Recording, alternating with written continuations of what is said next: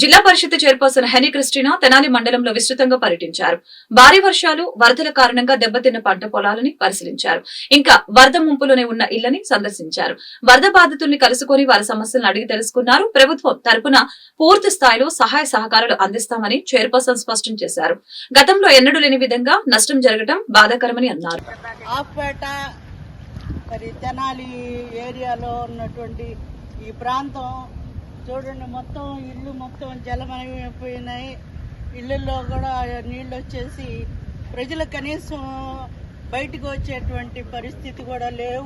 వారి ఉన్నటువంటి వస్తువులన్నీ కూడా మరి పాడైపోయి, మరి ఫ్రిడ్జ్లు కానివ్వండి, టీవీలు కానివ్వండి, వాళ్ళకున్న వస్తువులన్నీ కూడా ఈ నీటి ద్వారా బయటికి కొట్టుకొని వెళ్ళిపోయినాయి.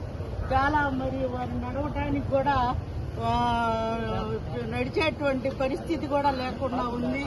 ఈరోజు మరి వారికి తప్పకుండా మరి ప్రభుత్వం నుండి సహాయ సహకారాలు అందించాలని నేను మరి ప్రభుత్వాన్ని నేను కోరుకుంటున్నాను. మా వంతుగా నేను తప్పకుండా మరి సీఎం గారి దృష్టికి తీసుకొని వెళ్ళి వారికి కావాల్సినటువంటి సహాయాన్ని అందేలాగా చూస్తానని మరి ఇక్కడ ఉన్నటువంటి ప్రజలకు నేను మనం చేస్తా ఉన్నాను.